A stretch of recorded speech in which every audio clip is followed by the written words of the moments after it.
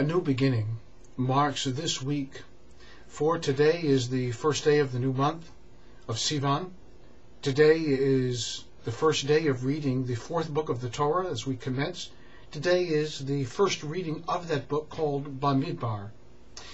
With so many new beginnings, it's quite appropriate that we learn the lessons that are contained in this very powerful sidra. A couple of them. The first one is that Rashi notes at the very outset that God is counting the Jewish people in the desert. God counts them because God loves them. God counts them time and again because just as we, who may have a collection of paintings or a collection of baseball cards or a collection of anything, look at a collection time and again, admiring each one in it for its own value and its own splayed value as a part of the collection to our eyes, we take great joy from looking at them, taking them out of our treasure box, and watching them, feeling them, and smiling at them, taking great nachas from them. So it is with God. God takes us out, God numbers us, God shows His compassion and love for us by smiling on us and counting us with great tenderness time and again. And perhaps this very beautiful concept is against a comment by the great Hasidic Rabbi Menachem Mendel of Kotsk, who said that look at the Torah reading very carefully as the Jewish people pass through the wilderness of Sinai, as they are wandering for 40 years in an attempt to renew, to remake themselves after the terrible horror of Moses returning from having met God and seeing his people dance around a golden calf. Condemned to wander for another 40 years through the wilderness, the Jewish people not only are supposed to wander as a punishment, in fact, maybe not a punishment at all, but as an act of renewing their commitment to themselves and to their God, remaking themselves in a new, powerful way, becoming something that they'd never realized in their own life through these 40 years of growth. Rabbi Menachem Mendel makes the observation that it's not just the Jews wandering through the desert that is important, but it's the fact that the Jews in fact are the desert. We are the desert. Not just 5,000 years of history, learning about what had happened, reconnecting with the pages of the past, but far more powerful than that for us, reading the story so many millennia later, we are the desert.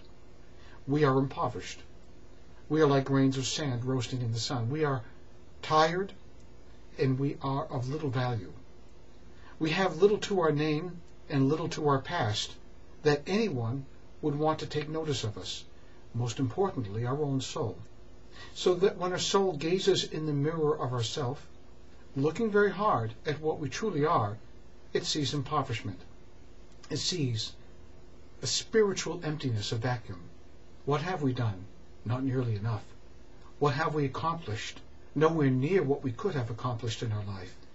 That the desert that we walk through is the desert of now, the desert of realizing that we have so much in front of us and so much in back of us, and everything that is in back of us is filled with futility, is filled with emptiness, is filled with the spiritual desert, and that which lies before us as promise, but only if we look with a very keen eye at what we could do with the balance of the time that we are left on this earth.